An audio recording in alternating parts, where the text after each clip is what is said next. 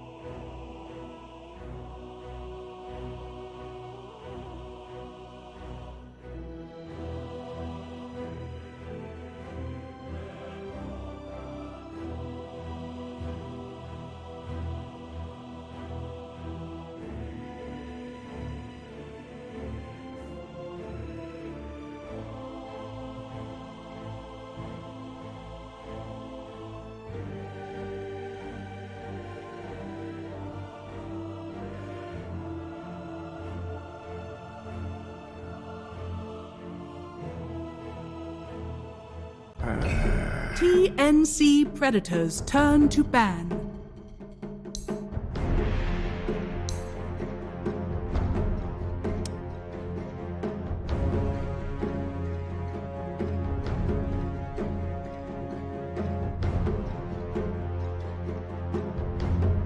Ten seconds. Dire's ban now.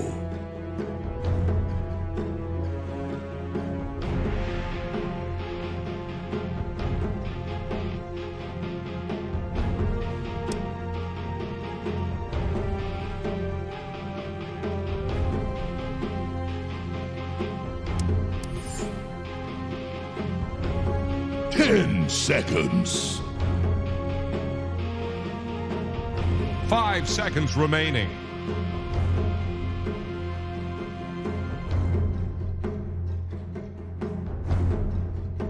Dire's turn to pick.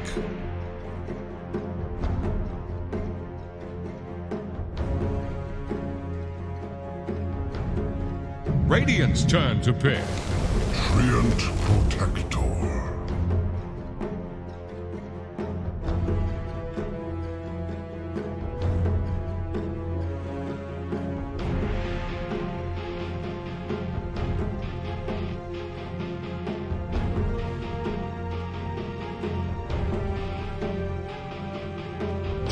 Seconds. 5 seconds remaining.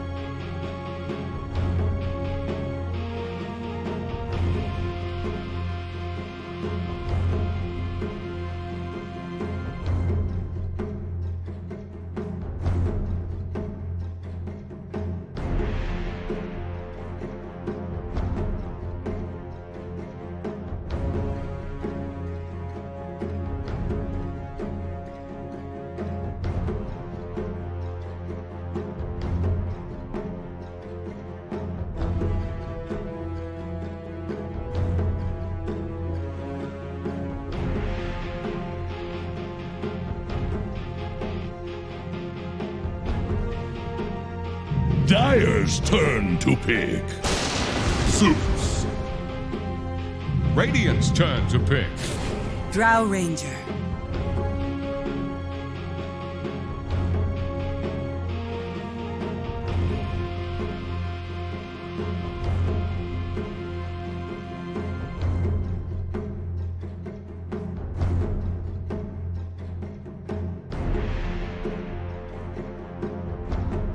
Ten seconds. 5 seconds remaining.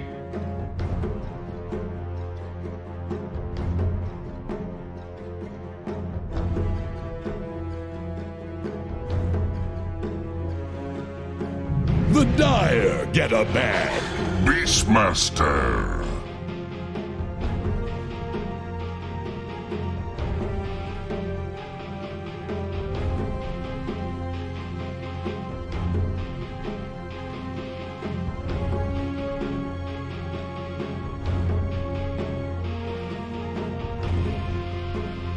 Ten seconds.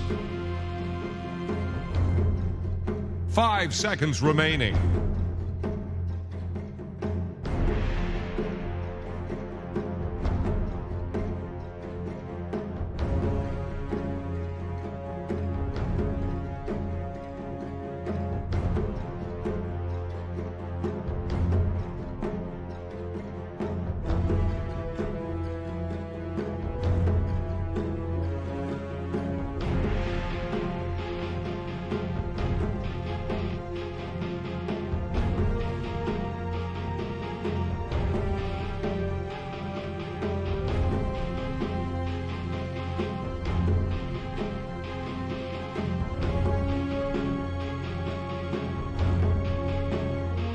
Radiant's turn to ban.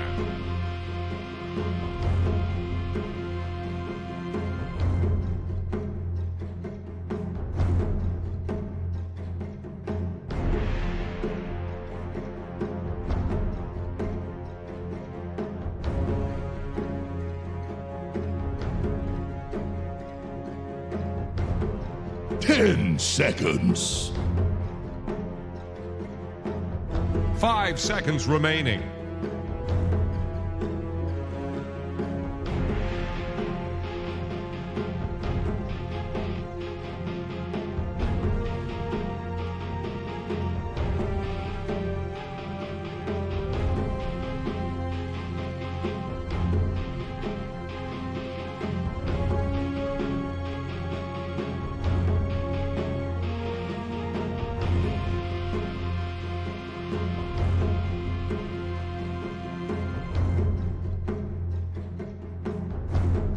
Radiant's turn to pick.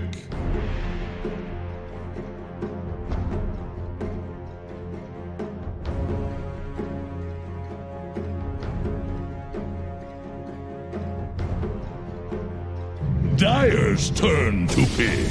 Night Stalker.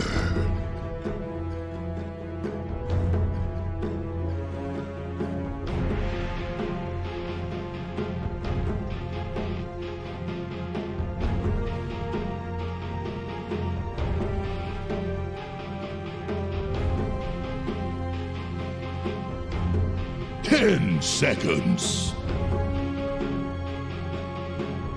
5 seconds remaining.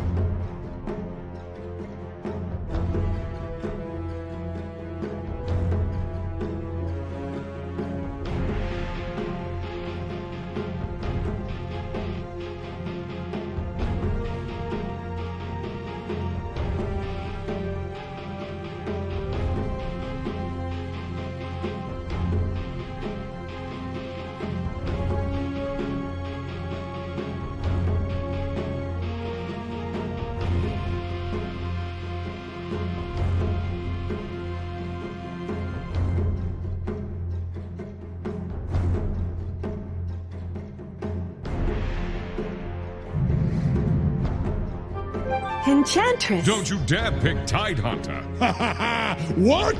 Conquer!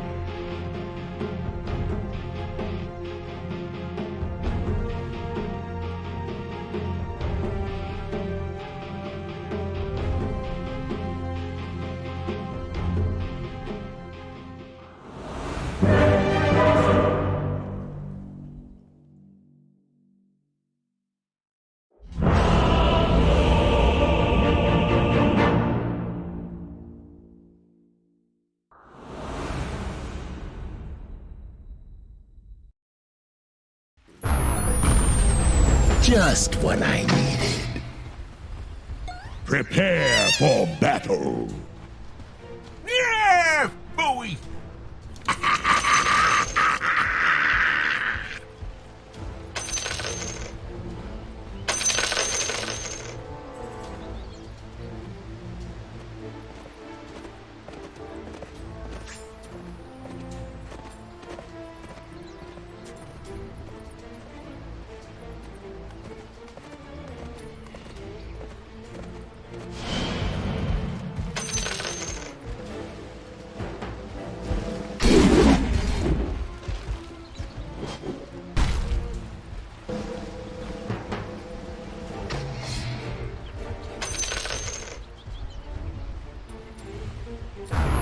Thirty seconds to battle.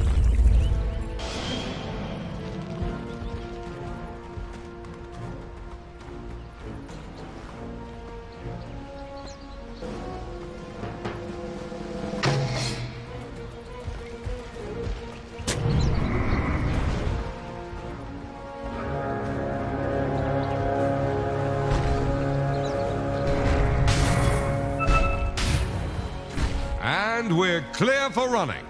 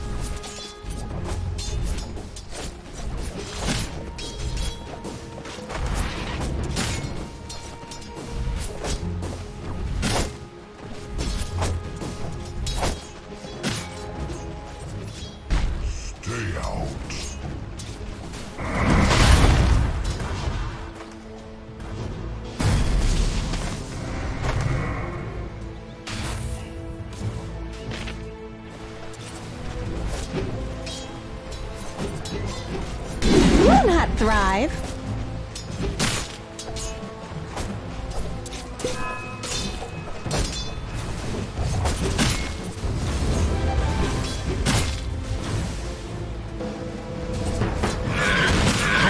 Like a beast.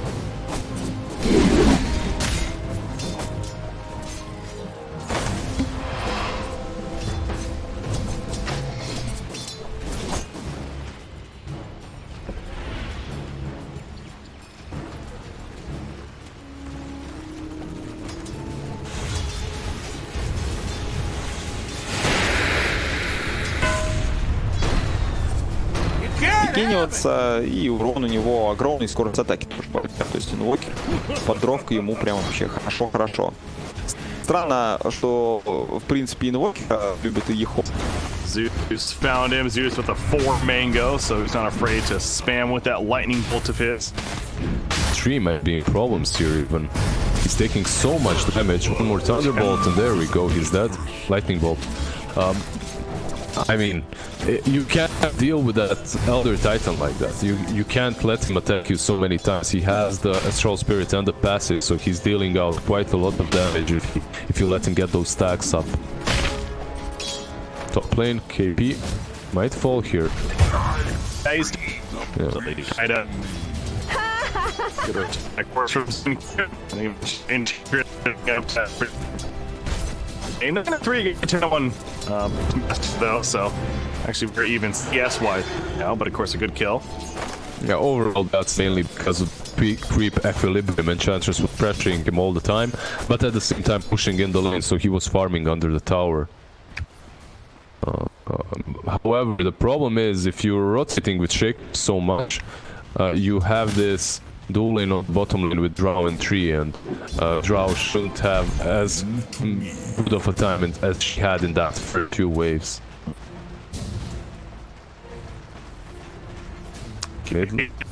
Running away up here. Mid lane? Can they dive him now? They hope not to. KP, however, yeah. He has the Quelling Blade, so he should be fine, right? Kill buzz out there. Was pretty close though. Was pretty close. They could have blocked him on the other side, but chances are very unlikely that they take him down anyway. And it's the middle of that mark on the 4-1 or so. From Tree, so expect to see more of that as the game goes on too. Dyer's That level 1 currently is. Did he actually denied it? They let him deny it. That's very... Oh, wow. Yeah, he actually denied it with the Force Spirit. I expected them to take it. At least take it and then the Spirit kills the region. But they greed it out. They wanted to kill him and then take the region so that he cannot cancel it. Understandable, but backfired. And also, this Invoker on the mid lane is doing fairly well. Like, he's falling behind on the CS, but he's never really super endangered by the Gyrocopter. Like, he can never dive him because there's always the Force Spirit to work with. So that's definitely a good solve. One of the better things coming out of the way. Looks like they're super too now. Dyer's bottom tower One of is the about best of to each of flounder. the strong gaining is so diving him actually, right? It's just gonna dive and goes for the TP, and he is definitely TPs to the tier 2 tower, and he pops the salve. So he's good to go, but you know how keep I the point of Dyer's structures dude, how well it's popping a 20 to 13 Gyrocopter. Not good. Sounds great, definitely. But I've seen some of these matchups in which Gyro would completely dominate the Quas Invoker and dive him and kill him with one rotation from Zeus. Overall, he stayed alive. Is it perfect?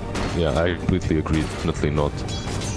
How about Gabby, by the way? This dude is unfavorable matchup early on. He is now top skate in the game. It's night time, by the way. Time of game. It's looking good. This is the hero definitely to look out for. Like, usually how he plays is he doesn't rotate too much with the Night's Lock early on until he gets his dags. But in a game such as this one, I believe that's also an option for him. He can just continue rotating and chasing this Power Ranger down.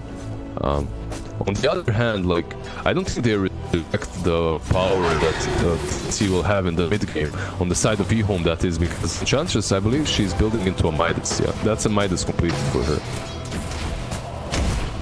Okay, is that on purpose? Flow? 9-7. He's and 2 hero that kind of goes back to that point.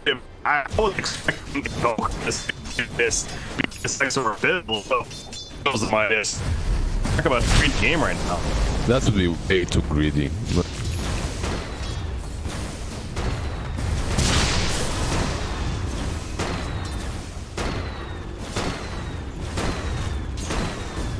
Dire's bottom tower won't last long.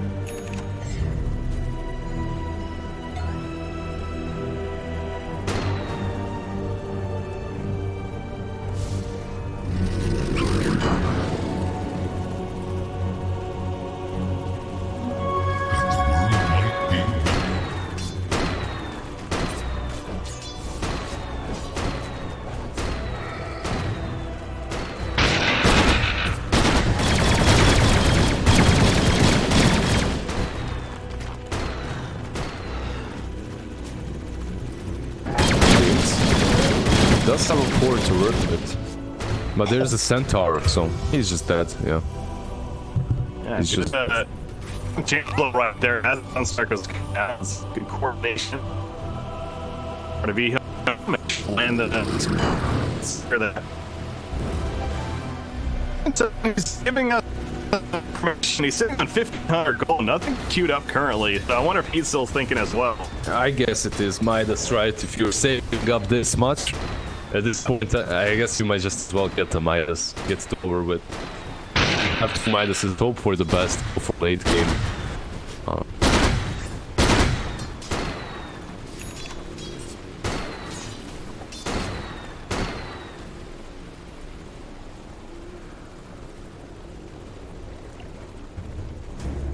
Dire's top tower is under attack.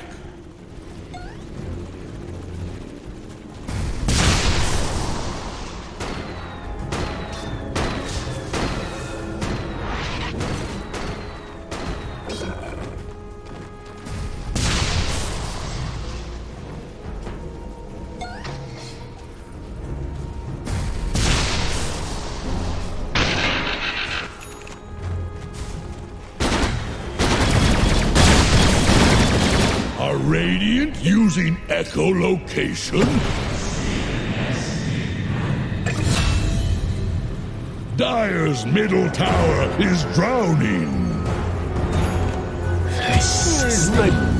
Gold remains. Dire's middle tower is under pressure.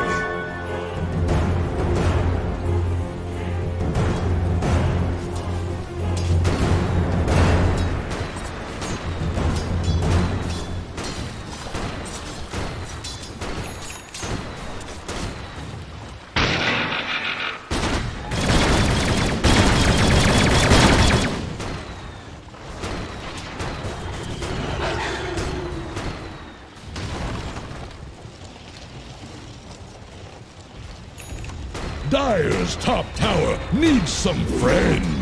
Radiant's bottom tower faces a stiff wind. Radiant fortified their structures. Attack the Dire's top tower is about to take the Radiant's plunge. bottom tower is under attack. Dire's top tower is under attack. Radiant's bottom tower faces a stiff wind. Radiant's bottom tower has fallen. Dire's top tower has fallen.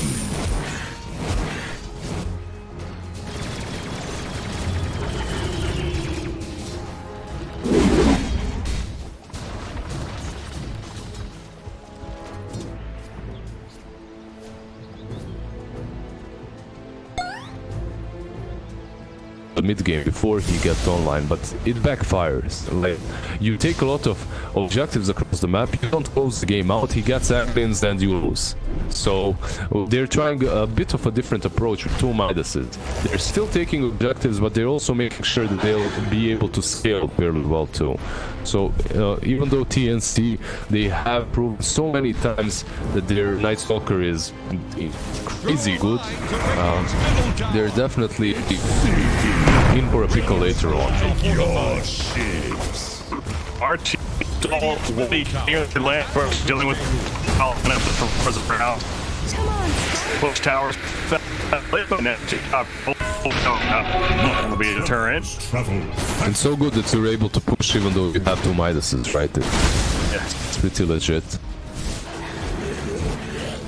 And Devin gets continuing from the jungle. He's got next yeah. So bit we'll call it build for the evoker. Good. But they're also working on Hurricane Pikes as mentioned, so the baggage game Pikes now. Yep. You know, we haven't seen them coming in a bit 2 more minutes or so. And that lined up with the Ags pickup for Night Stalker, so it continues to be that's the focus, it feels like, in this game. Hell, it's been active for Jericho, by the way, really a lot of it. But Carmel also is. On him, nothing really special. Beastmaster or the other heroes. Zeus, your arcane boots, perhaps Atlantis, Elder Titan, whatever, doesn't really have a lot, just boots. So yeah, pretty much everything will come together for the Jero and the Night Stalker in this next night time. And it's insane how much Night Stalker has been able to get and has been able to farm, considering what a rough start he had in the first few waves. You're versus a tree, yeah. So it is pretty impressive. It's up he's done before. And he's been right now.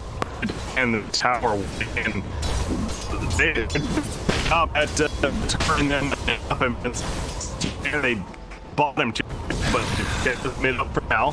So yeah, the map control definitely hasn't been lost by TNC, and that tier 1 at the bottom lane, it's something you expect to lose early on, right? Like, you expect to lose it before minutes even during that first phase. So overall, losing both towers so far with a lineup that's as greedy as theirs isn't too bad.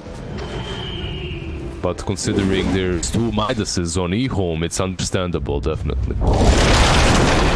Playing QB, they're on to start. Protector trying to set this up. It's now coming in and with the huge rotation. ZingQ will get credit for the last hit, so no chance at that point. Yeah, 4-man rotation. 4-man rotation, which is really good, as runes are about to spawn bounty runes on the top lane, so perhaps they can control both of them, both of these. Let's see. It looks like they won't try, and Bao and SThe are on the bottom lane. They're trying to bring down. He actually gets it? What? Yeah. I was sure SThe was closer there, even with the lack of movement speed. I thought he got it. All right. 3 for 1. Yeah, that's the thing. It's the ones that lost the player, yet they still get 200s, and here we go. Look at Invoker. He's in trouble. The science is up. It finally works off, though. He gets Ghost Lock, but they have the dust, of course. The call out, not even really needed just to secure it. And Faith Beyond also dropping because of it, too. Flying on top of him, he falls, and this Night Stalker says, yes, it's nighttime, and you're all my food. Shaker, you're not getting away. Double kill now for Gavin. It's like, you know, we saw this come from a mile away. It's now happening. We just saw it happen so many times before in so many TNC series. The same thing, Gabby got his agents and they just roll over you instantly afterwards. Like, it looked like EHOME had a decent game, didn't it? Yeah. Like 2 MDLs, they were getting pickoffs, pressuring objectives. The moment Night Stalker gets the axe, everything changes. You lose your 2 cores, you lose support with it. It's just a completely different game from this moment onwards. And from this moment onwards, it's on EHOME to try and stay alive, to try and farm up their 4 staffs, their items like the Aghanims on the for the day. So desperately will need bot lane? 3. Yeah. You're dead. This is where the game really gets difficult for TNC now. if it wasn't already. Obviously, you have Zeus enhancing his farm quite a bit. He's at 2,500 gold. Tim's just going to eventually just click the ags and put it in his inventory too. We're going to support Zeus. Certainly something to worry about. But yeah, we keep being so focused on this Night Stalker for good reason. But by the way, Gyrocopter's leading the farm right now and has his own ags. And he is TPing middle like TNC wants to play over here. Yeah, Gabi looks like he wants to make a play. He's so deep, and considering where his teammates are, he's going much deeper, and he definitely can. It's not time after all. Yeah, I mean, there is one force staff on the Drow Ranger, so that's something that can help you out against him, but it's not enough. Dark Ascension is almost off cooldown, 10 more seconds. We'll have that free ability. Sees your Shaker there, who's gonna do some counter warding in the meantime. But Drow lead the way middle lane, pushing it in. You mentioned the force staff he has, but still, yeah, I was gonna say he needs to be somewhat careful. Gets the force staff off though and get away. They see Gabi on the top lane, and when you see the Night Stalker, you can play on the other side of the map, but that's pretty much the only place where you can play at the moment. You don't want to be fighting into him. Gabi, he's doing this Agonist BKB Blink Dagger build, which pretty much destroys anyone that needs to use some mobility-based ability, like invoke Ghostwalk, let's say, or Gush from VT Fade, something that can get you away from the Night Stalker. Once he pops a BKB and blinks on top of you, you can't pretty much escape any longer.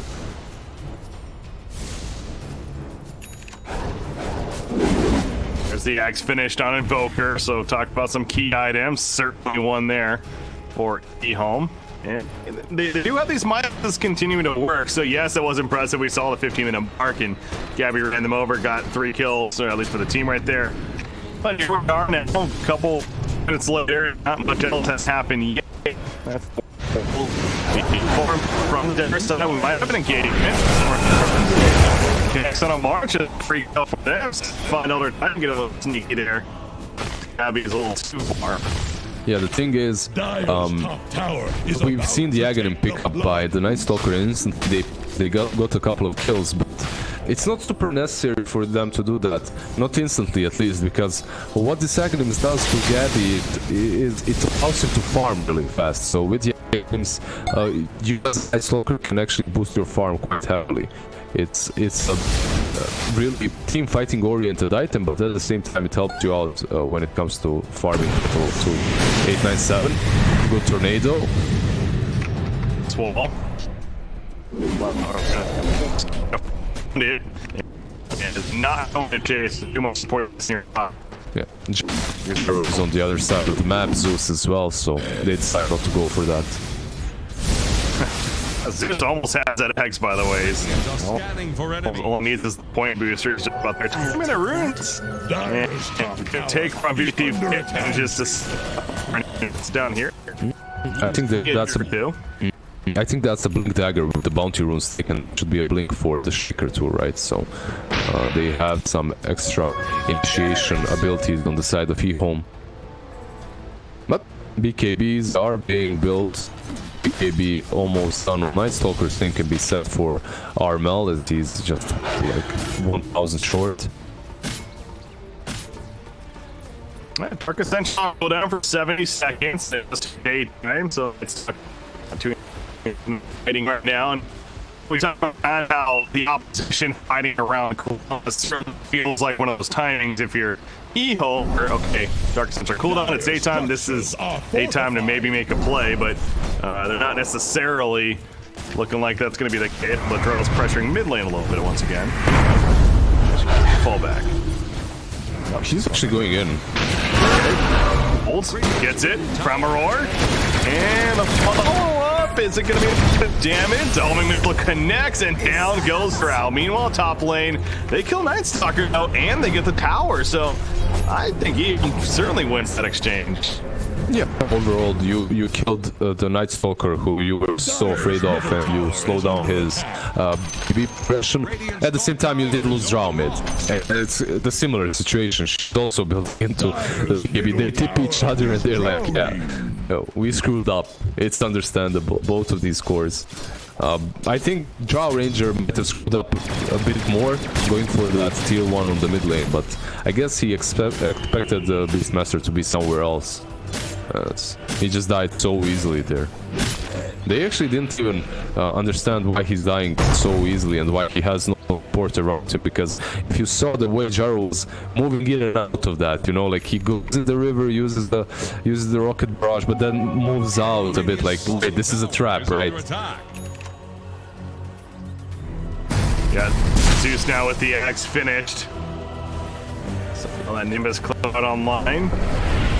But again, it feels like the next nighttime is really what TNC is waiting to happen. And so obviously EHOME on the other side of the spectrum there in terms of, okay, well, this is continues to be our time to have some freedom, make some plays. Dark Ascension is ready to go with that in mind.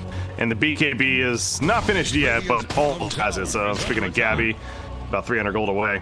Yeah, he should have it very soon. BKB on Gabby, and then we'll see a fight around that next fight time, as you just said. I also want to see just how strong this enchantress will be with the BKB and Electricity from Invoker, because you have the Precision Aura, right? You have 120 attacks from that, and then you're gonna have Electricity on top of it. Like, this enchantress is going to be a Gatling gun. With the impulses. So that's the necessary amount of damage that they'll need to take down the Night Stalker. True. Usually when you're playing versus her, what you have to be thinking about is, I mean, when you're playing against anything, when you're playing every single game, you're thinking about where to take your fights. But when you're playing versus Enchantress, if you're taking a fight on your high ground, it's so good because it prevents her from perhaps even seeing a kill, but also missing a lot of her attacks. It's good. Well, here we go. The Roshan being done by TNC. BKB just delivered to Gabby. They're basically telling EHOME, come stop us, please. It's not going to happen. Sunstrike scouts it out at the last second. Maybe even try to steal the Roshan kill. Either way, not the case. Armel picks up the Aegis and the Gyrocopter. And TNC is going to spread from there. But another minute. And not only will we have the Benny spawn, but of course, nighttime coming out. Night Stalker is certainly ready for that. We mentioned BKB, and now the Blink has been queued up for him to follow. There's a Maelstrom pickup for Gyrocopter, so enhancing that farm a bit. And going to start becoming more of that right Gyro to take them into the later game, if that's where we end up going at this rate. Yeah. If you click on the Stalker, you'll see not only the Blink queued up, but a Nullifier too, and that pretty much the state of the game, which becomes impossible for any hero to play against the Night Stalker, right? He blinks on you, crippling fears you, so you're silenced, and then he nullifies you. It's pretty much a following bomb on top of you. It's impossible to deal with, and 4 stabs won't help you unless it's from your teammates saving you. However, top lane smoke. Looking for the spanner in play. Here we go.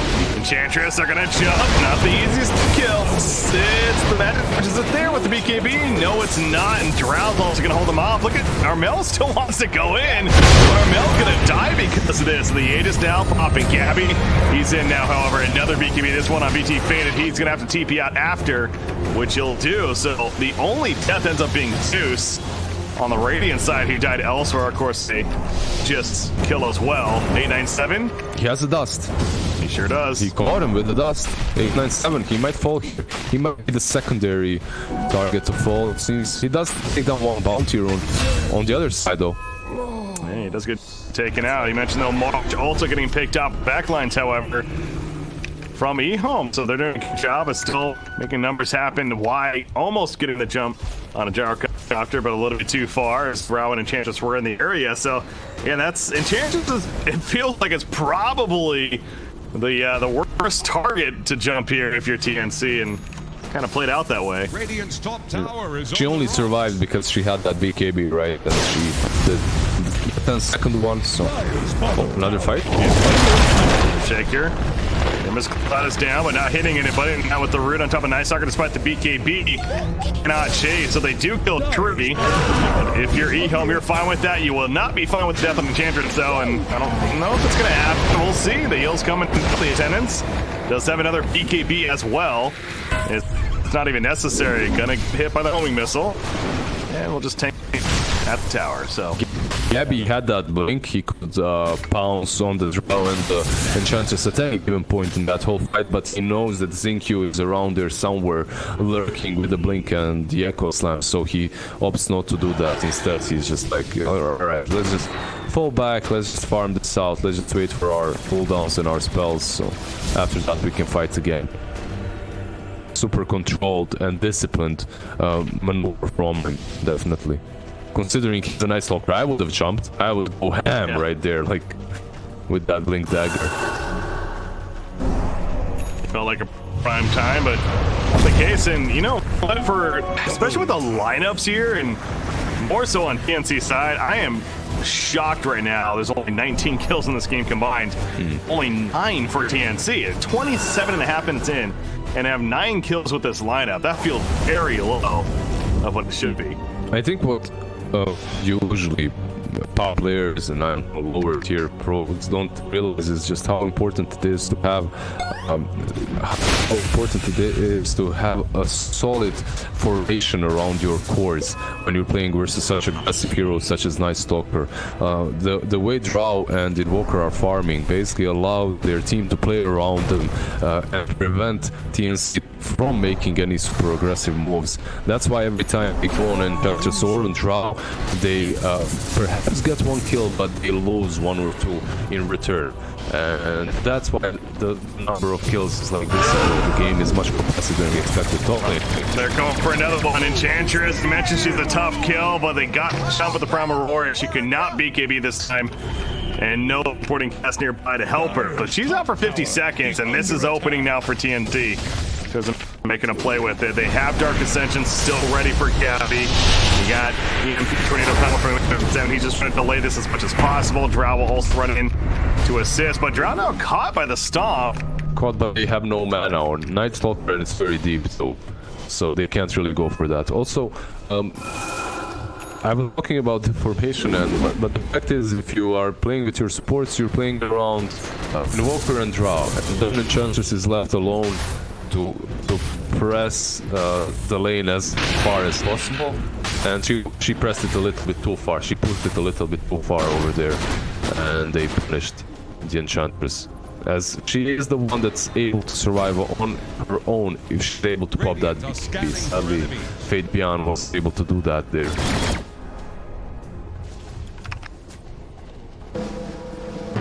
Dire's middle tower is under there? pressure. Okay. Oh my god, I thought that was me again. Are we looking on our end? I think the scored crashed up for him, or might have been lagging out. But we see at the bottom lane, massive TPs coming out from TNC. Yeah. As we hit the 30-minute mark coming up. Okay, you there, Lizard? No, that was you. That was you this time. He is gone. I guess only from Discord, guys. Lizard, can you hear me? Let's see what's happening here on the bounty runes. TNC take the bottom 2 on the top lane. Lizard. Actually, yeah. Can you hear me? Take 3 bounty runes and 3 and steals 1 away. I'm just gonna continue casting in case this didn't fail completely, and you guys can actually watch this game. But I'm afraid. Lizard, Ricky, there? I'm here, my man. No, I was here this whole time. So the stream's fine and everything. I believe that was either Discord or you. I'm not sure. No, I'm good. Okay, I think it might have just been Discord, because I actually heard you talking that whole time. But apparently you couldn't hear me. Yeah. Kind of funny. Hear you at all. Yeah, I don't know. Okay. It's a crazy morning. Yeah. Yeah, apparently. The good news is we're still here. We're good to go. We saw the Panda is being picked up there. So that was that. Yeah, TNC was clearly trying to maybe play for a fight, but not the case. And instead, we continue on to a little more passive in that game. I mean, you have Armel, we talked about, and he's now got a full owner. He's got the blink queued up. Interesting there. Yeah, you just want to get... Oh, now he switches. Yeah, he switches it to the Satanic. Gabby will have his nullifier on as well. And now if you're TNT, you have to find a way to fight EHOME outside of their base. If you can do that, if you can find these fights somewhere else, then you can take them definitely. But going uphill and pushing without taking any pickoffs first is extremely difficult versus a Drow and Invoker. We're going to meet up with the Drow, speaking of over here. As, ooh, there's that nullifier finish. Talked about it earlier. Seemed like makes sense item on the hero. Not an item we see too often, but this game certainly could do some work with it. Went into tree as lightning bolt coming down. So this tree, I'll say that, I mean, considering how difficult of a match this felt like it was going to be for tree, actually doing pretty good. Yeah, you know, it's not right. chain feeding. He's got 4 deaths, but not the end of the world. There's a smoke though. They might run straight into Gabby, and it's on their shrines, so they feel comfortable here, yeah. Gyro, Armel. Well, Tornado caught for the back of the Elder Titan. However, they're looking to turn this, and they will. Q, he went too deep. Primal Roar catches him in place, and now Gabby's in chase. Dark Ascension, he's got a blink as well. The science up new. He goes north instead for the tree, and they will find him. So they go for the easier kills. Gabby going further. No, he's just going to clean up wave. Yeah, I'm surprised they didn't go for the Drow or the Enchantress with that nullifier, because they already used their 4-stats, their Hurricane Pilot, right? So if he nullifies one, there's no save. There's no other hero that can force it. So then again, he goes for the tree instead. He gets the easier kill, and just wait out the rush, I guess. It will respawn 1 minute and 40 seconds, not the fastest one, but they're playing it much safer. And we'll see if EHOME can actually capitalize on that, get these extra few items that they need, and perhaps get a couple of pickoffs on this Gyrocopter and Night Stalker. They need to slow them down right now. You know, we'll never know how the game could have been if they didn't go these minuses specifically on Invoker and everything, but also we talked about it that earlier, how it was a play of, it was a little bit, it's course greedy, and the idea that as a result of going this, they were going to take it perhaps a little bit more into the later game. So where I'm getting at EHOME's credit, I mean, we're getting to that state. It's now 34 minutes in, and these Midas pickups are certainly continuing to increase in value more and more, especially for this Invoker. He's working on the Shivas now. Is this a game where you can see EHOME definitely contesting in the late game against a full-farm Gyrocopter? Why not? I think so. I think they definitely have heroes that are able to take the Gyro and the Stalker later on. You have Invoker, Gyro Ranger, and Enchantress. Like, that amount of damage can take down anything in this game, as long as you get the proper item builds, right? You're gonna need an MKB if he goes for Butterfly at some point. That's pretty much it. I think these Midases definitely were the right decision for them, considering how the game went on later on. So they're much better prepared for the late game with them, and also if it comes to high ground defense, Treant, he fall on the top lane. Let's see. Yeah, he's just gone. Again, the game continues to be very difficult for him, but another death right there. Hey, if it's only him dying and nobody else, exactly, we'll be fine with that.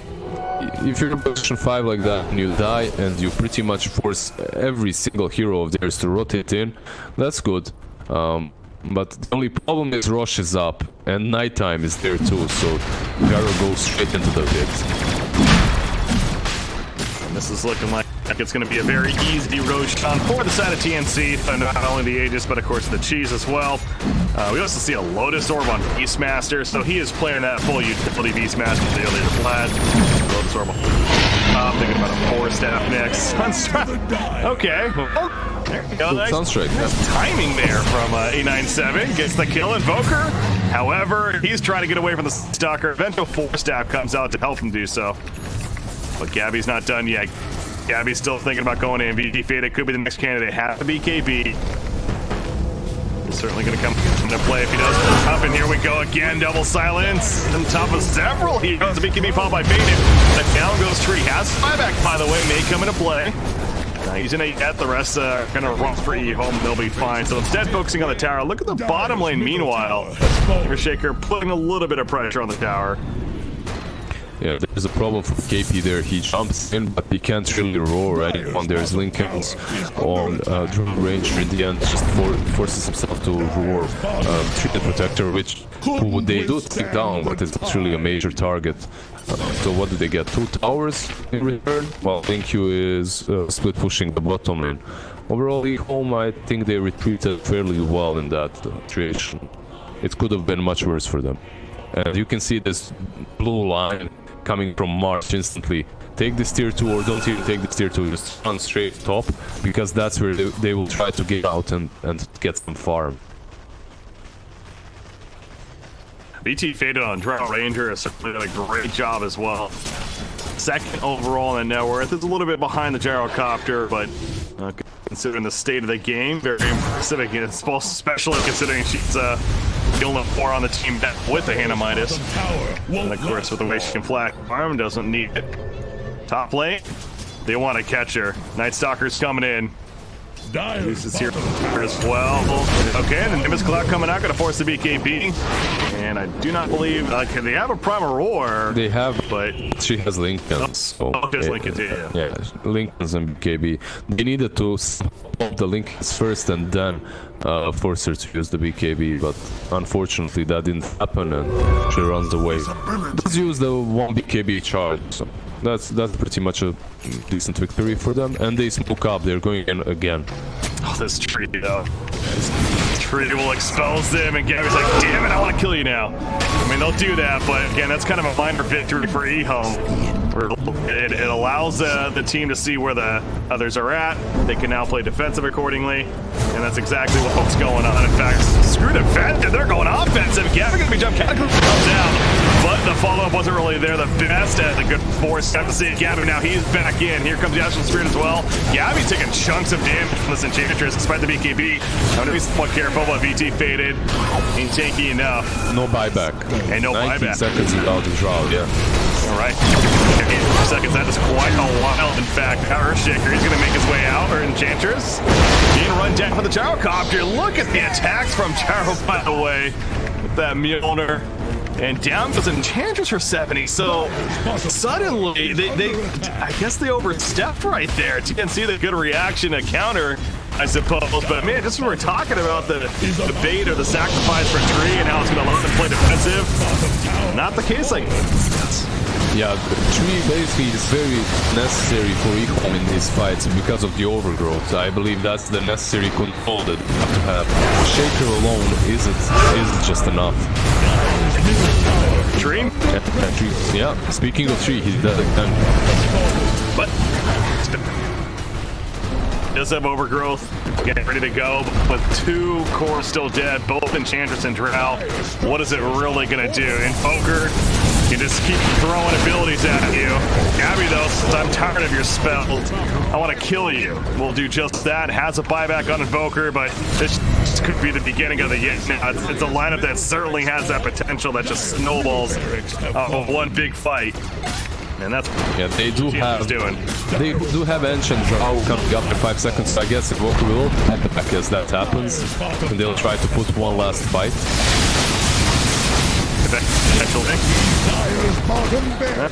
Daytime coming in, so yeah, there's the buyback. Okay, BTP from Gyrocopter. Looks like it is going to be successful. However, Elder Titan is caught, and so is the Beastmaster. So Elder Titan dead, Beastmaster also falls. So they get a couple of kills out of it, and requires the buyback on Invoker to do so. Yeah, they did lose the melee bottom as well. Yeah. What's fantastic is Teams gets 2 bounty runes on the bottom lane, Night Stalker 2 bounties on the top lane. Also the buyback, of course, like you said, 2 lanes down, EHOME is in a really rough spot. And let's see, Night Stalker mid lane versus Walker can get him. Yes. And that's a dieback, so you don't have a buyback when you're in Corruptor anymore.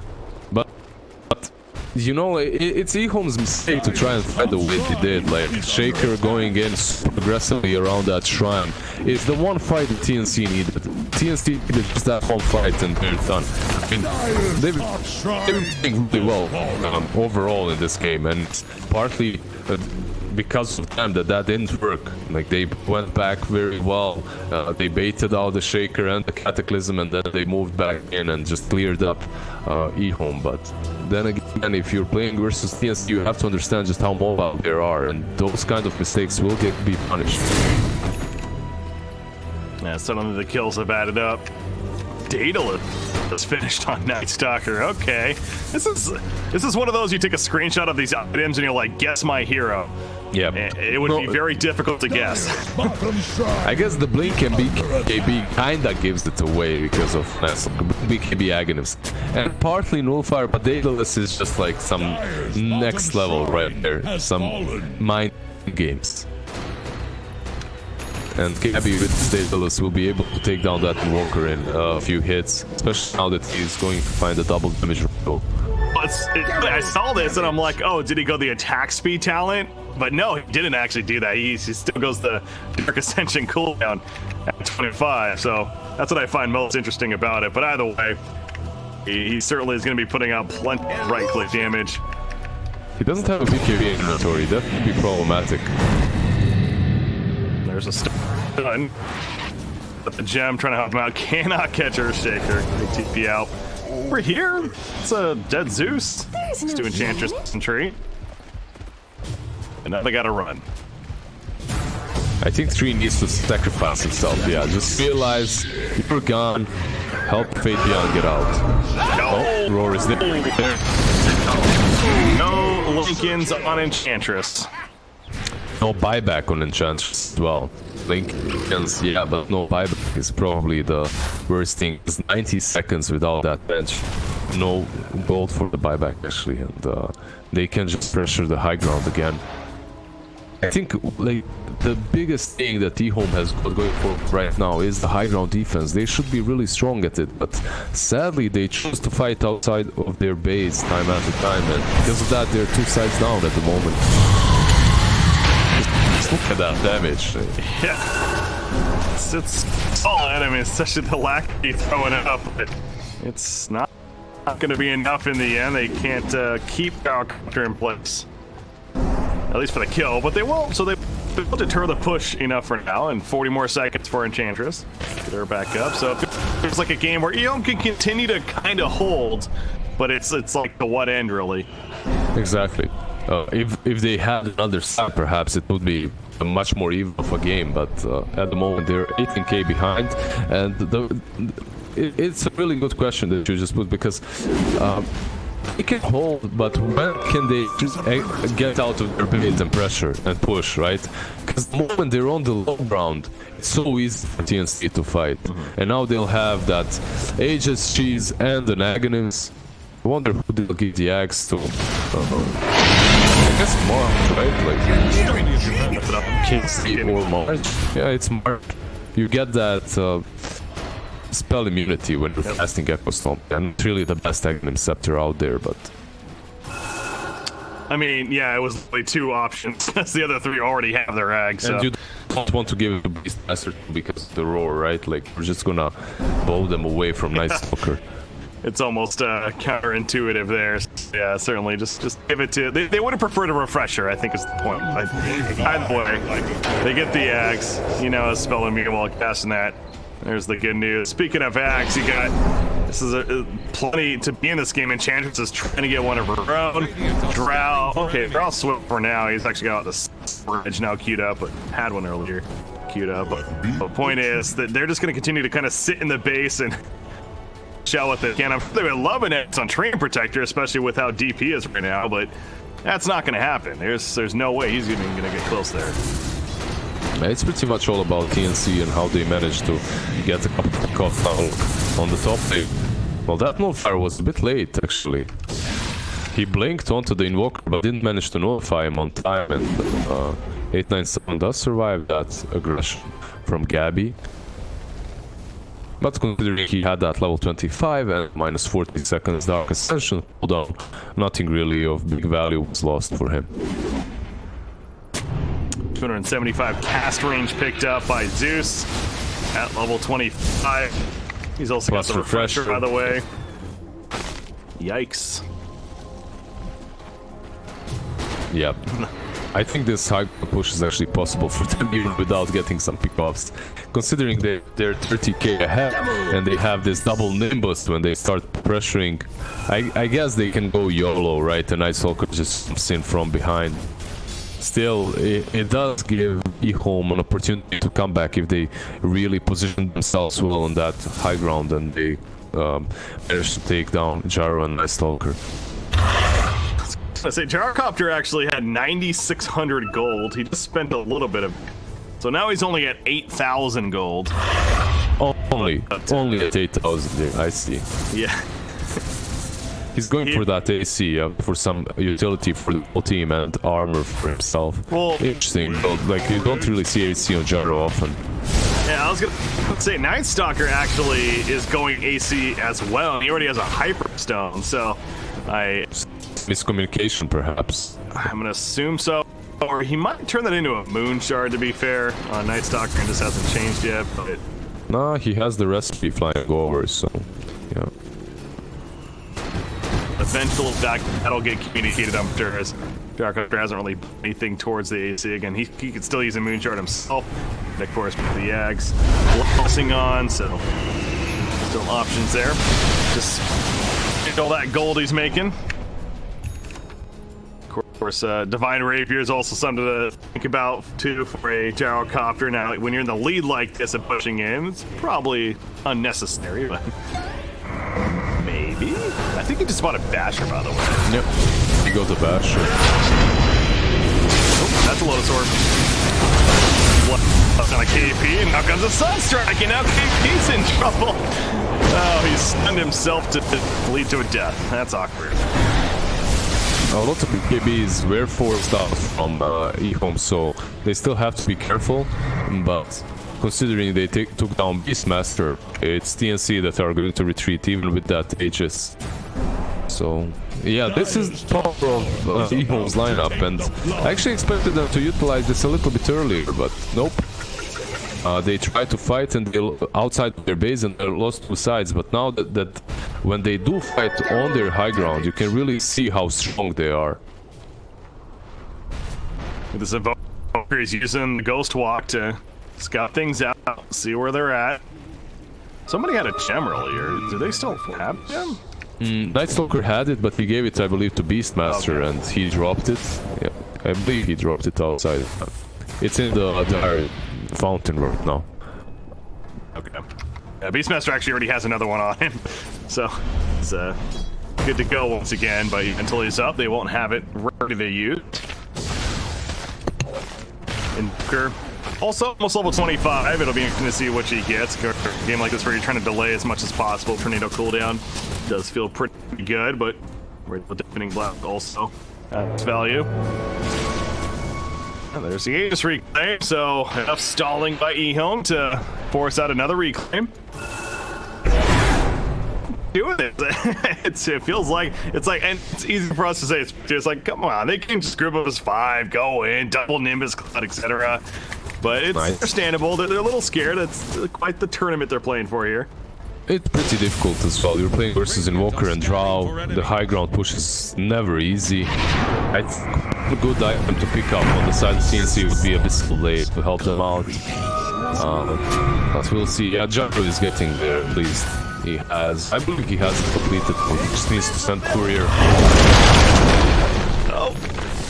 Or why even is trying to run this whole time and get out of here. He's gonna pop an overgrowth to make his initial escape, but the chase is just way too strong. And you talked about the Abyssal Blade. There you go. Gyrocopter has it. The Ag's Blessing in hand too. And Stalker. Oh, this is awkward. But okay, well, maybe not. Darkest Engine, he's going in. He wants to make a play. BKB's activated. And then Volker's gonna drop like a freaking rock. Oh, that's the double buyback, but man, that Night Stalker is just 1v5, 1v4. He just jumped into all. I mean, again, Nimbus Cloud was there, 2 of them, in fact. But yes, I get your point.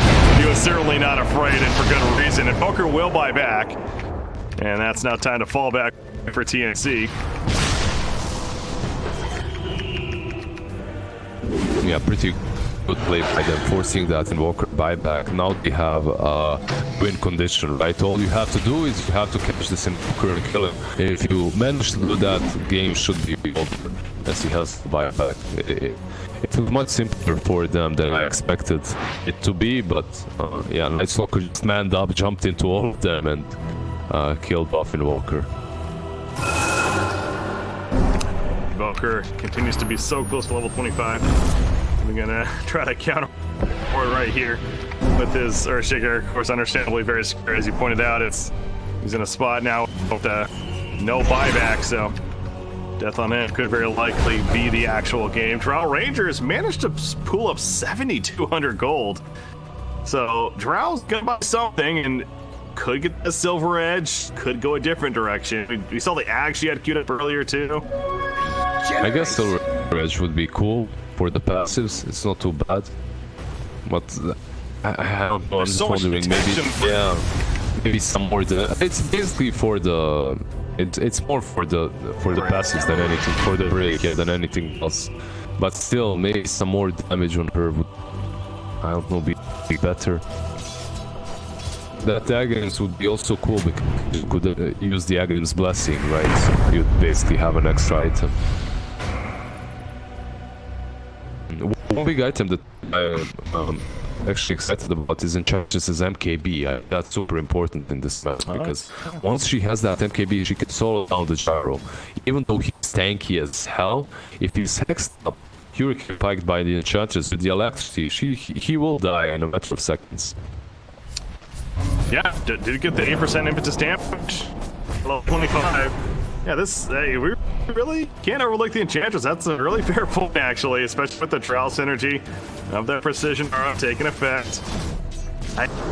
Man, it's so weird to suggest in a game like this. It's 30,000 net worth related, but it does feel like EHOME actually has a shot. In fact, what is the win percentage? Okay, it's 95 to 5. 95 to 5%. That's a chance, 5%. Yeah. That's pretty good. That's not bad at all. I've seen 991. I've seen actually 100-0, so it's totally not there yet. But there is a chance for me. I guess as long as they don't lose their Invoker, and as long as they continue taking high ground strategically and staying there, the game shouldn't be difficult for them to stall. But the problem is, what do you do after you stall the game? Like, how do you pressure them? They always have buybacks. They are so rich. Invisibility. Gonna have to beat KP and continue to run now, and they're chasing our TNC, but Gabby, I don't think he's gonna be able to cut him. Yeah, the moment that Nimbus is on Invoker, he instantly pops BKB. He knows what's up. The Night Stalker is around. That's the way he died the last time. He doesn't want to have that repeated. Actually, Drow went for... well, the shard was there, I guess, already. The MKB is completed now. And 3,700 gold saved. I mean, these cores of Dire Side are actually getting really good farm still. Despite all this defense, it feels like. Yeah, I guess one of the reasons is definitely the Midases that they bought early on, so early on. It's still, these items are still helping them out. Well, not Invoker any longer, as he has sold his. A fitting bounty. Refresher for Invoker. He is level 25. He did get the Tornado cooldown. There's another Roshan up, and he's being soloed by Armel's Gyrocopter right now. And that's your Refresher, that's your Agonist, that's your Cheat. I guess Beastmaster has to have to take the Agonist right now. There's no option. Or do you want to take it? Yeah. Roshan has fallen to the radiant. Immortality! Oh wait, no, okay. Dirt moment there. Beastmaster, yeah. It's a wild Actus now. Oh, yeah, you're right. So I'm not gonna lie, I was with you there with the Power Oil. Nah, he's gonna spam the wild axes now forever. No cooldown. PogChamp. That's actually not good. That's not bad, I should say. It's not. It's not bad, but it's not good. Yeah. There's a reason he was the last one to get an X. Yeah.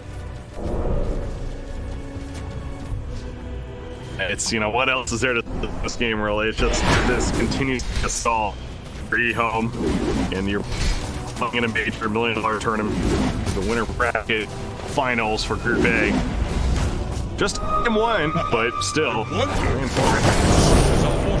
and everything they can to hold out and, you know, it's, again, to win, but hey, EHOME, figure that out later. Keep stalling. Hey. And see when the chance comes. But man, it is ridiculous. Enchantress is actually probably the scariest unit right now on the Dire side. Yeah, you have to respect that Ange. Like, you can't just push in. As long as they have enough control with her, and as long as you cannot control her, she will take you down. Look, you almost died just from that. Beyond some damage. Nimbus, however. Step pushed around. Gee, how's that? 3 in a row. Uh-oh, down on my head. Yeah, that's contagious. Yeah, but Tencha has more mana, so she needs to go back, and now you have a small opportunity perhaps, but no, they will move back. They just lost that edge. They're like, okay, guys, this isn't happening. We need to find a different plan to push uphill, and you see how they draw a line. I guess they will try to smoke up. Yeah, smoke up and go from the bottom side instead. Try to get the pick off. This smells like desperation. However, Invoker is coming here, and they see. There you go. It's not gonna be the damage. The different plan as well. I'm seeing the long term everything being used, and they're gonna keep Invoker alive. But what in once again, Captain? He's the cheese. He got low. He's backed up. Nobody locked down, forced out into the ball, push back in, and Nimbus Cloud is dealing so much damage, favoring TNC. After Cataclysm, I don't believe it. They're fighting at the fountain. Everyone playing back for EHOME, and now TNC has to retreat from here. Man, that is crazy. I did not see that happening. I didn't see them winning that fight. It's crazy that they managed to take down EHOME and force them to use so many buybacks under their fountain. Because what it looked to me like, Invoker is surviving and Nightwalker is way out of position. EHOME will be able to bounce back. They almost take down Nightwalker, they almost take down Charo, but they don't take them down. They don't kill anyone, and they're forced to use 4 buyback on their side. What looked like a initiation by TNC ended immense well for them. They get like 4 buybacks, 4 kills. Really well played, and Gyrocopter survived on like 5% HP, popped that BKB and Satanic, and moved back in to just wipe the floor with them. Really well played. I find it almost amusing that the only one to die, not die that is, on the entire side was Invoker. Everyone else actually ended up dying, despite Invoker being the one that barely survived in the beginning. He does have that buyback off cooldown right now. He just needs to farm enough gold to actually have it. Yeah. But I don't know how much it's going to be helpful when none of his teammates actually have got one. True. That's the issue. So certainly the window is open somewhat here for TNC. I will say the one thing that's unfortunate for them is we're about to hit daytime. He does have Dark Ascension, sure, but we are coming up to daytime in about 20 seconds. And so, well, I mean, TNC, do they wait for yet another Roshan, who's obviously still got about 40 seconds before the reclaim, and I guess he just was used anyway. So the point is, at least 3.5 minutes until a possible respawn. It's likely that's where we're headed, because, again, with so much on the line we keep talking about, and clearly EHOME, they're in the mindset we're just gonna keep stalling it. So like, to what end, who knows, but that's their game plan. As long as the game doesn't end, you haven't lost, right? So I mean, I've seen games like this go in the defender's way, right? In the defender's favor. You defend, you force a couple of bad mistakes from them, and listen, you're playing with a Drow Ranger and Walker. You can take down buildings in a second. Like, if you get one good team fight in which, let's say, a big core from TNC doesn't have a buyback, you can take down Throne in one single push. So it's definitely not possible for them to win, but TNC, man, they've been playing so well. Not only in the series, in the last couple of months, I don't believe they will let that happen. All they have to do is get another smoke pick off. It's another smoke initiation, same way they did before, like perhaps wrap around from a different side and get any of these heroes that don't have a vibe. So the execution for TNC is much slower though. So. It's knew it was going to be a rough game for Tree going in, and You look at the net worth, it's kind of ridiculous how only has a tranquil. 60 minutes really in. 60 minutes in, Tranquils and the Quelling Blade. That's the first bad man right there. Press F4-3 and protect. Yeah, like, you know, I was talking about it, if they managed to get an axe, it actually would be pretty damn good this game, it feels like. But it's not gonna happen, so. Hype dreams, certainly. Snore are coming out from Gabby. Yeah, he's getting bored and understandable. Jarwarcraft, did he buy a Moonshard already? No, he's sitting on 11,000 gold, so I don't know what this is entered into. Okay, did he just buy it? Yeah, I think he did. With the courier, it's flying over. Any second now. There you go. He's got the Moonshard as well. They're gonna smoke up. But again, EHOME's literally not leaving their base, so it's not like TNC is gonna find somebody trying to just get greedy in jungle. EHOME sitting in their base, continues to just push out the creep wave. That's really it. They're gonna jump in once again. Bottom. Roar coming out, Gabby. Following up. Tramper's not gonna be the focus. Maybe not the best focus, though. They get the spot and changes, by the way.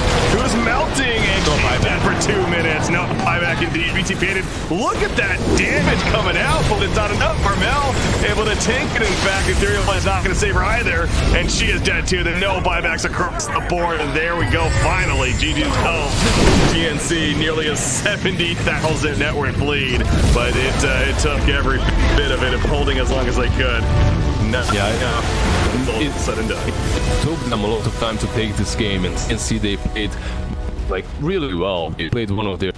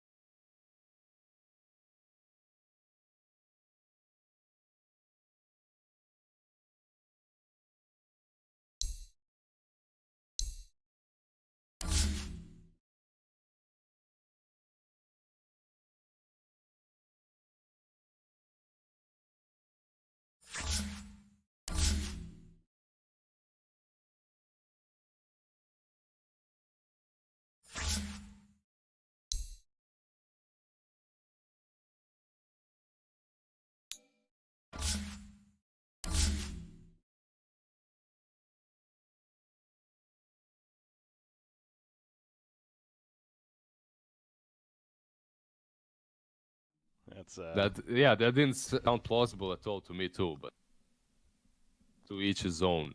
I also saw 6 dragon lances. You know, yeah, that's also a thing. Ogre 6 dragon lances. Let's go, man. It works. Yeah, there was some meme about that, but EHOME they do take down the Skyrit Mage, and I believe this is quite a solid. Dire team ban.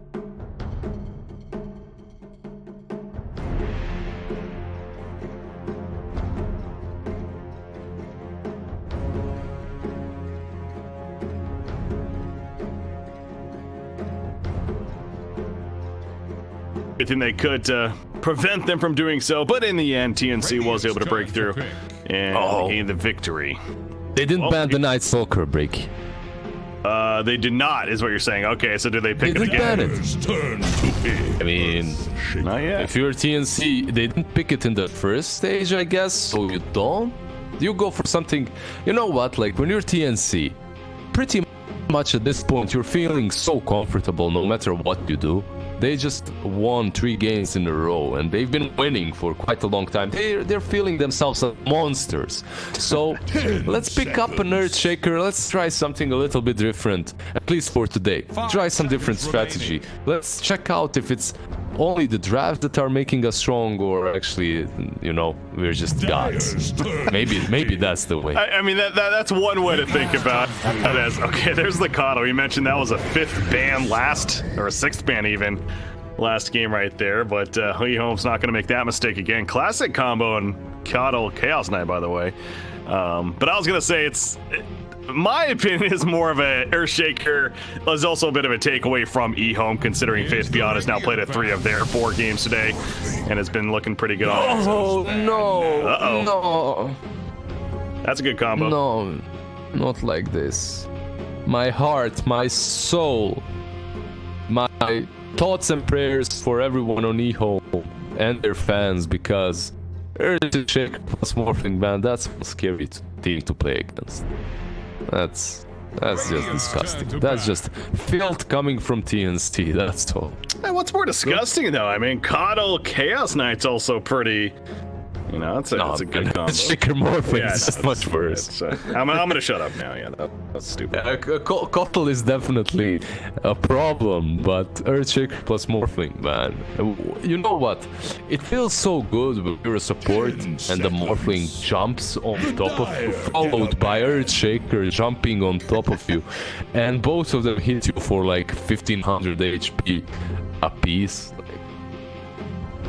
Great stuff, Volvo. Great stuff, Gaben. Yeah, thank you, Ice Frog. You thought one Earthshaker was good into a Chaos Knight. Now you kind of had 2 to deal with. Of course, no Echo Slam from the Morphling, but still, overall, pretty good. Yeah, this Chaos Knight again, a good combo with the Coddle again, but you're already dealing with essentially 2 Earthshakers now potentially. That's not fun. They have ways to deal with your Phantasm already. I was reading Reddit, and there is this one dude. He was talking about the way he deals with Morphling. Because when he's a Shaker and someone picks Morphling versus him, he says he just doesn't skill up his passive or something. He just makes himself completely useless. Don't skill Totem at all. That does not sound like a good strategy, I'm not gonna lie. Yeah. That didn't sound plausible at all to me too, but you know what? To each his own. I also saw 6 Dragon Lances Ogre Magi, so that's also a thing. Ogre 6 Dragon Lances, let's go, man, it works. Yeah, there was some meme about that, but yo, EHOME do take down the Skyrit Mage, and I believe this is quite a solid pickup versus Morphling, because you have that long-range long-range silence that is casted too, so you can prevent Morphling from Morphling and take him down in a zap, like in a second. So Skyrat is definitely not just some random pick that they just thought of. It's definitely a good hero versus Morphling. God, can you stop being so filthy, TNC? Like, you've already been defeating these teams with whatever you picked. You don't have to bring filth now to Morphling Venom. Alright. Where is his? Oh, by the way, Axe potentially for EHOME. Good setup for the Skywrath. Not a bad pick, but problematic to play versus Venomancer. Okay. Because of the wards. Like I mean, it still can be done, but it forces you to itemize a little bit differently. Perhaps get a Shadow Blade at some point, because getting through those wards and blinking in can be problematic. But still, maybe they will decide to go for it. As the call is good versus the Morphling, versus the Veno too. Something to lock people in place for your Mystic Flares is a good tool to have. Another Invoker. Yeah. I mean, he played fairly well in that last game. It wasn't an easy game, but he played well, so yeah, why not? Also gives away that Skywrath is most certainly going to be our position 4. Get a band. I speak for the tree. We'll see what they roll the Skywrath on the offlane with. Oh, a Furion, alright. Pretty good as well. It's not often you see a team just completely change their lineup from one game to the next, especially after a victory, but TNC is showing how flexible they are when it comes to being able to pick many of different heroes. And what's funny is, like, in their first series of the team versus Team Unknown, they also had different strategies. Yeah, in one game they played Night Stalker too, but in the other they were rolling, I believe, Magnus PA, so something completely different too. They ban out the lean. Radiant's turn to pick. And Timber banned out by TNC, okay. Yeah, like, you could put Timber versus the Veno, I guess, as well, or the Nature's Prophet on the lane too, and you don't really have a lot of control for him on the side of TNC. You wouldn't be able to take him down that easily. Maybe they had something in mind for their last pick too. Just Puck. I mean, where the hell's who's gonna be where? Is this a mid Puck with offlane Veno? I'm not really sure too. I'm not really sure. We'll see. We will. They definitely have ways to go with the CK though. This CK is kind of a rough game right now. Yeah. It could be a Shaker core, it could be a Shaker support. Shaker 4, Nature's Prophet 5, Puck and Veno your cores. Most likely that's the case, right? The Puck and Veno will be your cores. And then Nature's 5, Shaker 4. Yeah, EHOME still, they could use still some kind of initiation, that offlane hero in general. Axe before, you talked about with Venomancer might be a little bit of an issue. Tanking is still there. Direction. Definitely an initiator though. Use. What can they take else? Something standard like a Centaur is there, but not really perfect. What about Tidehunter? Definitely not too bad. Would be alright. They could use a Tide. But perhaps they need something with a lower cooldown of a stun, like you just said. Something like Sun King would be alright. Yeah. Some initiation that they can use a little bit earlier than just wait on the Ravage. But that utility could come in handy. Definitely some pipes, some mag from the offlaner versus the Prophet versus the Veno. Yeah, they go with the Beast, okay? Something like Lats definitely helps out too. And you also have that setup for Mystic Flare, right? It's not as good as your Access Call or your Chrono or something like that, but you do have a Roar for the Mystic Flare, so you have something to work with if you're Skywrath. Overall, I don't know, I like EHOME's lineup again. I liked it in that first game, but in the first game they were playing versus Night Stalker, and in this game they're playing versus Gabby God with that Morphling, and March playing the Shaker, so yeah. Eventually Morphling is going to roll out of control, just start one-shotting. Well, that's a problem. Yeah. You'll see the Puck mid offlane Veno, by the way. Okay. Mel certainly likes his Puck more than others, it feels like, so maybe not a surprise there in the end. Gonna be matched up against that Invoker.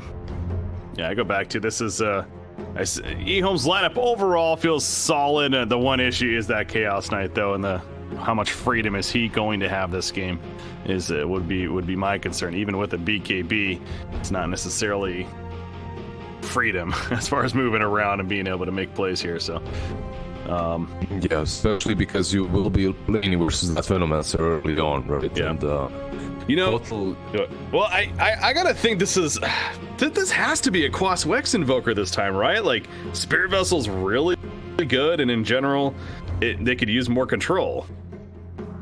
Yeah, really good Quas Wex Invoker game, yeah.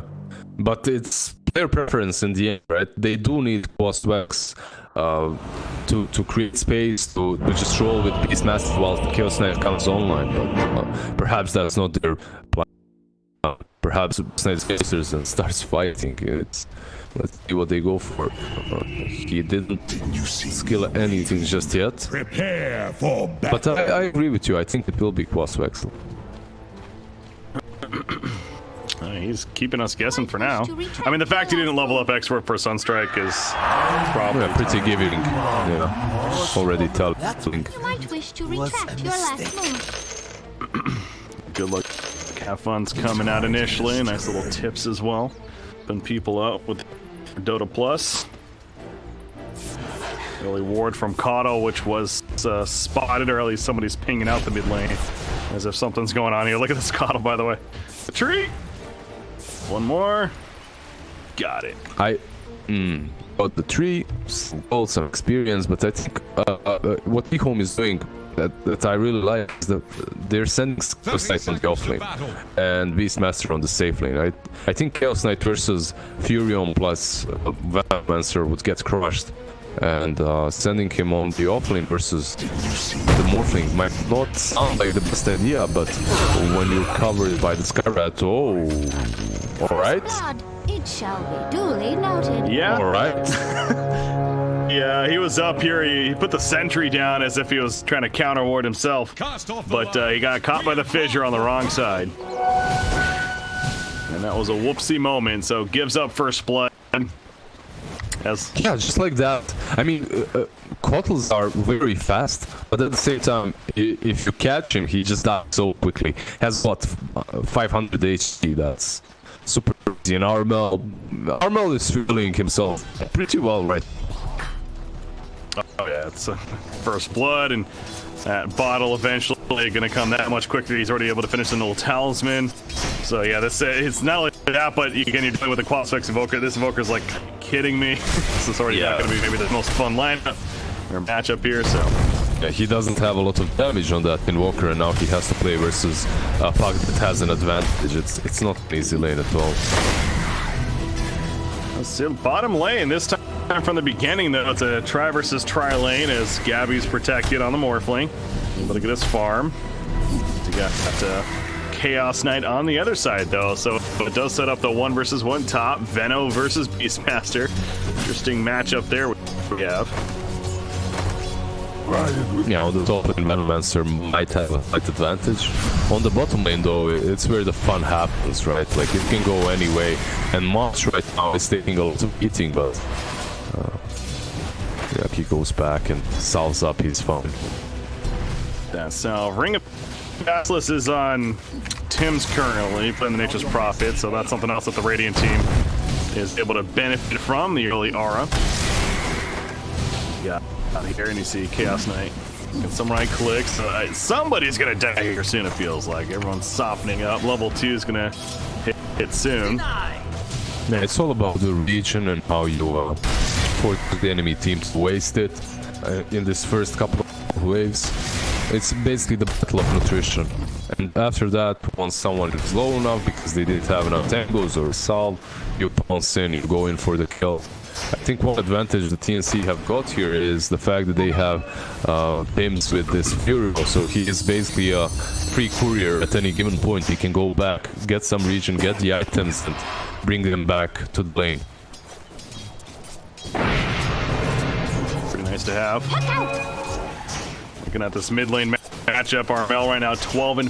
Invoker's 8-0, so 9-7, getting some CS in there, but you see again Puck is able to use that phase shift even to dodge some of these attacks, and he is really keeping that pressure up, and he has a bottle already coming out, so that pressure is going to continue. There's what you're just talking about.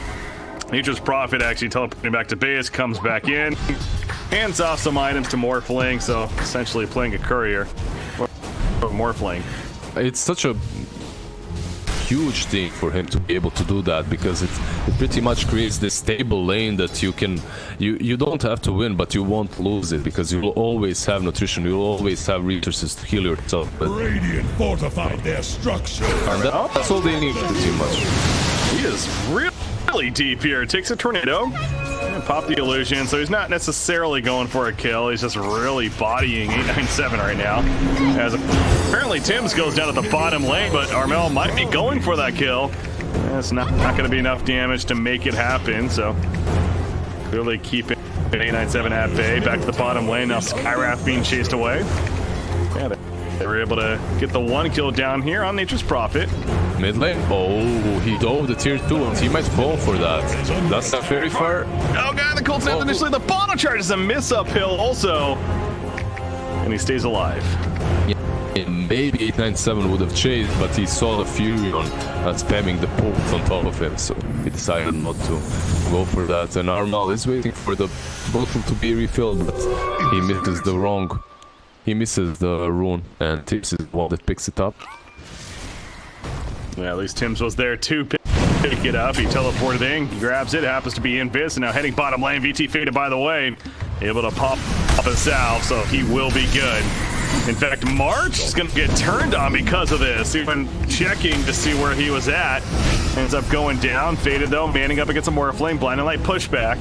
He's once again, CK will be fine, so living life on the edge of sorts. If you get it, one more hit. Yes. Middle tower is under pressure. Yeah, they were playing on the edge, and he kills himself to go on the tower to refill the bottle, to respawn with full HP, and then he can fight again. You know, very well played by him, considering he had an advantage in that mid lane. Like, it's definitely not an easy lane for the Invoker to play. 5-minute bounty runes coming out, and we'll have the split happen. 2 for 2. Now this Puck now certainly starting to pull a bit of an advantage, as Shrine going to be used by EHOME as 3 heroes. In fact, CK's porting top lane, so it looks like EHOME's giving up on the idea of the trial lane bottom. Enough is enough. Let's send the CK top, get him some safe armor. Also try to go for the kill initially. I really like the fact that Disaster is sticking around, because he might try to go for the Venom. Yeah. There you go. It's such a good thing to do. Like, if you want to switch up your lanes, stay with the core, hide with the core that's rotating, and try to gank. And you have 2 cores ganking, and it can be very powerful early on in the game. And this skill brings them both to the levels that they need. 897 mid lane. They're going in. Does he have Dream Coil yet? No, actually. He used it. Okay, he does use it, excuse me. Yeah, he used it right there, as the blinding light though from Kato will help keep Invoker alive. Just in the nick of time, he uses blinding light, and at the same time, the Wailing Rift goes away. I think perhaps Armel didn't have to use that early on, because Invoker was fissure blocked, so he could have saved it for a bit later, but then again, they will take down the tier 1, so the major objective has been taken by them, and that's what's important. Exactly. It's, as I was gonna say, it's like, sure, he stays alive, but tower goes down. It's only 6.5 minutes into the game right now. TNC is just fine with that, and Puck gonna have Earthshaker even nearby. Roman there, but Armel's very good about where he's at right now. You got Venomancer at the top lane, also doing some pretty good parts. Yeah, all 3 cores of the Radiant side actually managing pretty well, including Gabby on Morphling, who's got that casual morbid mask early on. But the Manta style. Check KP's item build. He's going Boots of Travel first. Yeah. First item, Boots of Travel. Feels good, man. Why not? Get away with it. Yeah, that's what they're for. Get away with it. I don't know. It's just interesting. Yes. A bottom lane Puck. Silence, short. Yeah, he underestimated there as far as the Ancient Seal coming out and the Beastmaster Primal Roar on top. Yeah, Ancient Seal is definitely a really good skill in this game. A really good spell.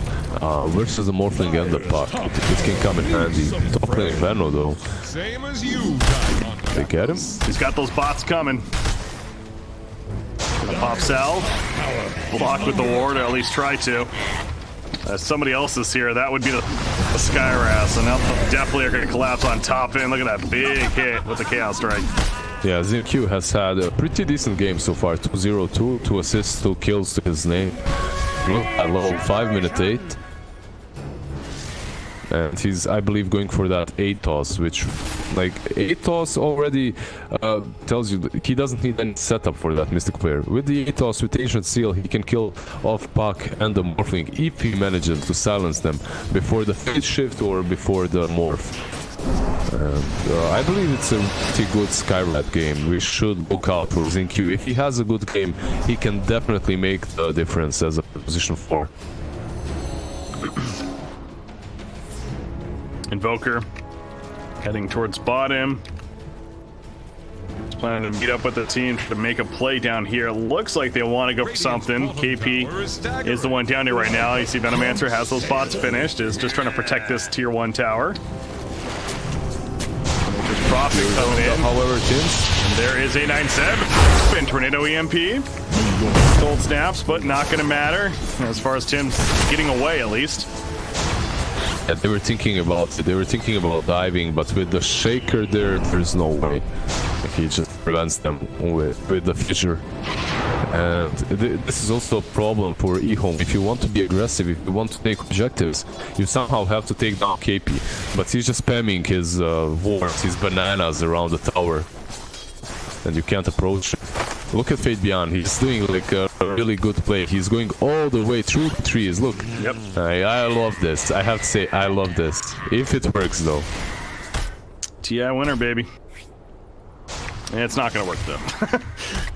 at least for now. He's still going to hang around. But as we see, Venomancer going for the bounty runes instead, so the timing was just a little bit off. Yeah, it's a good idea. Nice plan from him. But sadly, it didn't work.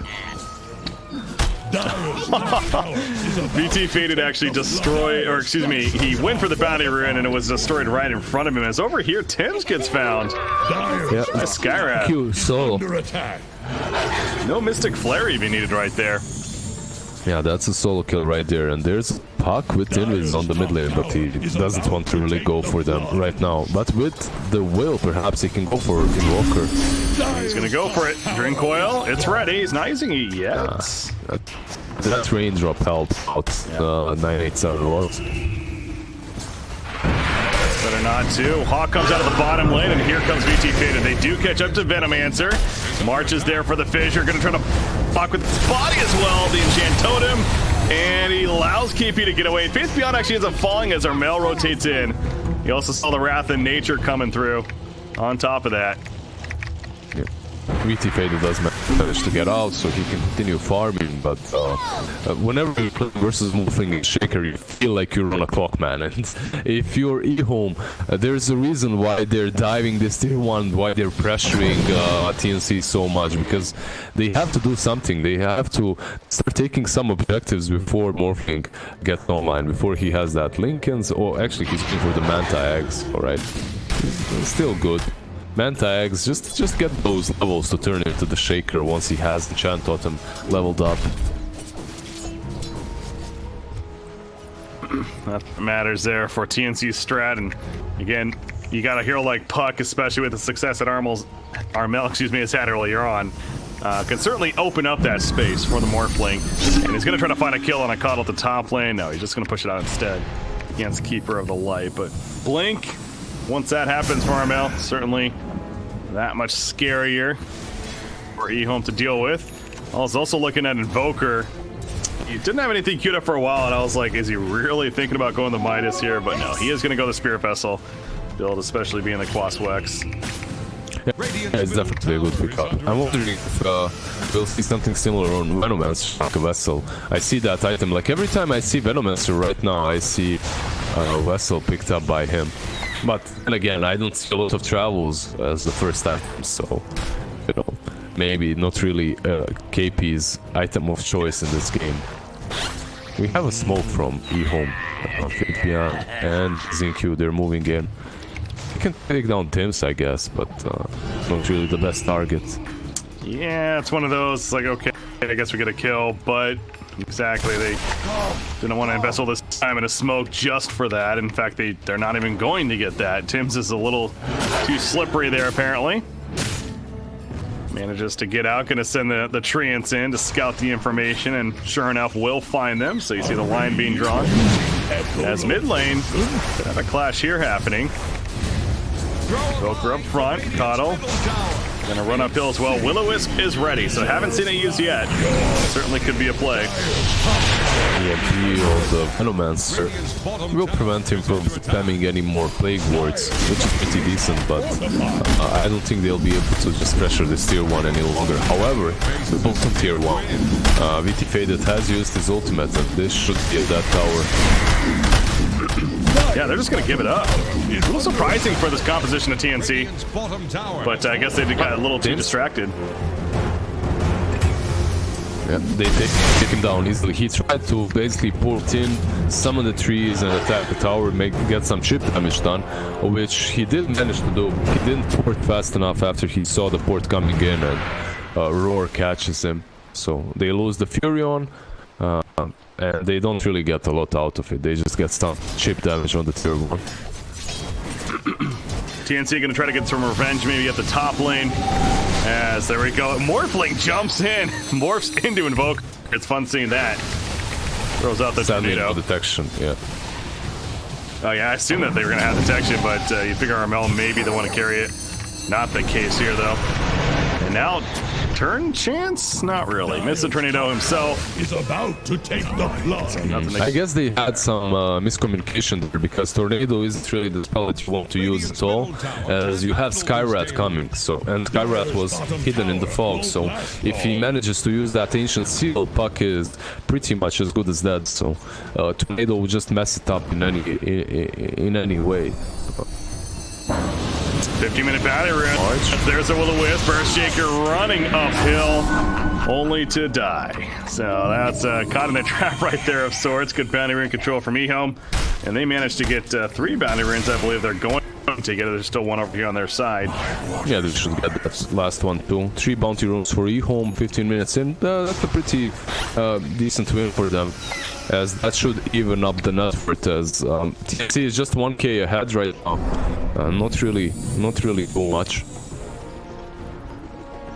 Interesting. Like, you see the Tinker wards, by the way, being placed by the dire side, both at the top and the bottom of the map. Oh, top lane. Yeah, speaking of it, Green Quality connects an Invoker. You saw the damage he took with the snapped with that Veil debuff. Jeez, he got bursted down. Yeah, very interesting wards coming from EHOME, I have to say. I wonder who they're thinking about catching. Most likely it's the Venomancer, right? He hide around and just spam the Plague Wards. So this way you can actually catch him off. Definitely not an easy kill to get though. However, at the same time, for TNC, it's pretty simple to get these pickoffs. You have travels on Venomancer, you have this global teleport from Tims, you have teleportation, and that Invoker fell so easily. Once you catch him with something like a puck, it just falls. And Tims is trying to do the same thing on the bottom lane now. Yeah. It's so annoying. Yep. Yeah. Like, you don't really want to go there to get with this. These treants, they're just not giving you enough out of killing them, but you have to rescue your tower or let it fall like they're doing right now. Fun game that Tims is playing. It's a necessary strat though in their mind, and he's gonna spawn more trees here once ready, I'm sure. Try to kill this tower. Yeah, I just love this. They're having a lot of fun, right? With their strategies, with the way they're drafting, with the way they're playing. They're really enjoying this game, and TNC, I love this team right now, and yeah, they're doing really well. There you go. Mission accomplished for Tims. Now he can go elsewhere. As they ping it out, but it got to a point where, yeah, it's just not worth it in their mind. Like, all right, just take it. Let's let that be done. That's the case. lane? Yeah, I was looking at top two. The bottom, they actually just counter-warded down there, but top lane, sure enough, Puck manages to escape. Yeah, but what, the whole game for TNC right now is just chill, right? Plan the plague wards, chill behind them, farm with Furion, perhaps creep skip and take some tier 1s with Furion, and that's about it. Wait for the Morphin to come online. And so far, EHOME, they haven't been ready to respond to that. At least not yet. Maybe now though. Yeah, there we go, the Will-O-Wisp is in. That's an illusion right there as we see, so he'll be fine. March. Fissure blocks. CK wants the tower. Will get up here. Armel, he lands a drink call on two. Keep it light. Ends up snapping right there. Puck in to get bursted down by the Skywrath. Oh, the phase shift. Armel will barely stay alive. Somehow nobody dies. Yeah, Tim's with that Glimmer Cape helps out Armel there, and he manages to stay alive, even though that's pretty scary. That's an Atos completed on Skywrath, so he needs some item to help him against that silence, something like a Null, which he has queued up already. He's moving towards. He needs that heals as soon as possible now, because this Puck suddenly can't fall to just the Skywrath even. What is white? That was such a risky play. He is going to actually TP out in time. He's cutting the creep way with the Lumen that runs into the trees. For him, they were not close enough. The spam ping's coming top lane. Oh, we faded. This isn't where you want to be, boy. He has no chance of getting out of this one, does he? That's even the Poison Nova going to be activating Echo Slam. They really want to make sure to kill this CK, and understandably so. They take him out. They take him out, and instantly they go towards the tier 2. However, on the bottom lane, 9-7, he's caught. What is happening? The core's suddenly getting a little too cocky for EHOME, it feels like. Both pushing lanes by themselves with minimal vision. Especially because you know that Morphling wasn't top in that kill. He wasn't involved. And you still go and you continue pressuring bottom lane as Invoker. Oh, why? Trying to run. Went down by Armel though. Armel. Oh. He has the Hawk vision, so it's easier for him to juke. He had the vision on Armel. But lane Gabi, he was rolled down, but yeah. It's TP. Stun after that, so it doesn't get the kill, but we'll protect these boundary runes at least. And we'll have a split on the boundary rune control, but yeah, you see this Morphling.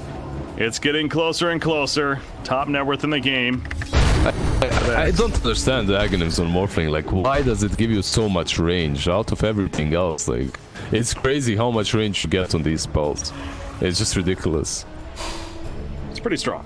Yeah, the first one, it's pretty strong. Yeah. The first time that when they added the Axe effect to the hero, the one that I saw it initially with, obviously Earthshaker is amazing, but the Dark Willow was crazy. Oh yeah, I remember. That was so stupid. The Shadow like Realm. Morphling turning into Dark Shadow Realm and it just destroyed people. I remember. It was pretty good. So it's just like it's the range, it's the cooldown reductions, obviously pretty absurd about. It feels like a really strong axe in some cases. But I mean, with Shaker especially, like he's just going to start turning into him and destroying everyone. It's just a matter of time, pretty much. Mid lane, why? It's just a matter of time. You get nice Morphling on your ass. Yeah, he's gone. He is just about there. He just needs a point booster, I believe. Yeah, there's the other components being delivered. So, Axe just around the corner. Chaos Knight, he's going to get TP'd on. Looks like he's far enough, though, to survive. He's got to BKB too, so... Push comes to shove, he can just BKB TP away, but they, again... EHOME, they need to start making moves. Like in that last game, they had a reason why they were so passive. They had a couple of Midases, right? So they could afford being passive, hiding on the high ground, defending for as long as possible. However, in this game, I don't think that's the case. I think they're already ready to strike, to pounce, and they have to do it before all these items of TNC are completed. Slowly but steadily, they're getting everything they need. The hell? So I'm looking at Venomancer trying to escape right here. Looks like he'll be able to do so. Nice 4-staff away. Sorry, I'm just baffled. I'm looking at the win probability chart. I don't know if my chart's bugged or if it actually has a 63% win chance for the Dire side. EHOME. For the Dire side. Yeah, apparently it likes Chaos Knight quite a bit. Chaos Knight, I think Skyrat plays the major part in that as well, with his silence. I think when you're picking heroes and you see Morphling in a pub, let's say, you see a Morphling and Puck versus you, I think the green line on Skyrat is going to be really high, because there's a high chance you'll win if you pick that hero. Just the advantage is big. Silence is pretty good, however, unfortunately for him, there's a Manta on Morphling and there's a Yules on Puck, so you can't really take them down any longer. And they did smoke up. Big flash coming, and there is the Will-O-Wisp. Mark's on a fissure, but Tim's also. He falls shortly after, and so does Yershik. They're going to go right into Roshan. Perfect transition, but this isn't necessarily a free Roshan. It's Gabby. Oh, he can't finish the job. The Glimmer Cape comes out, and Wild will survive for now. And now Gabby's in a bad spot. Spirit Vessel going to be used for Mel, trying to save his teammate. If anything, he's going to leap away with that new axe. So Gabby going back in. He's man-moding. He's back to full life. Wants to kill Evoker. No, he is dead. He's shipped back in, and down goes KP as well on the Venomancer. Suddenly forward. Win probability. There you go. That's why they see the future. They know what's gonna happen. And they force a buyback from the... Who was it? Venomancer? Yeah, KP. Well, that's... I mean, Morphling's staying dead for 45, though. But I guess they do stall Roshan from happening. But still, that was a hell of a fight for EHOME. Yeah, definitely. Very good fight for them, especially for taking down that Morphling, who was really playing with fire. Like, Morphling, like, he jumps in, turns into Morph, but he had no Manta style to work with, so he couldn't shake off the vessel, and they just take him down.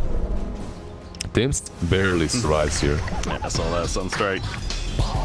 Yeah, there's some Morphling players that you just can never kill when they have their Aghanims and they can turn into Shaker. But there are some Morphlings that always push it to the limit and get punished for that. And this time around, Gabby definitely did get punished. Are they going to try to Roshan themselves? Oh, wow. You can see at least checking it out. Morphling is in there with her Invoker. He is going to be collapsed on the double fissure. Cannot get away from it.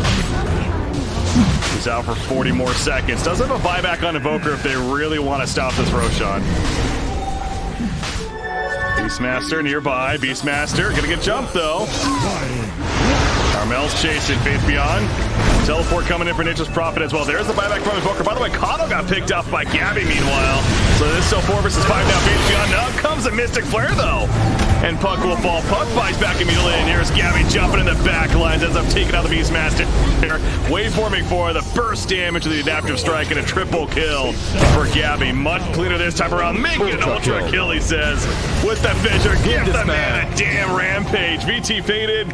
He's not gonna out, or is he? Oh, Gabby? Is he going? He wants it. Do it. Do it. He wants it. What's so bad going? One more lead.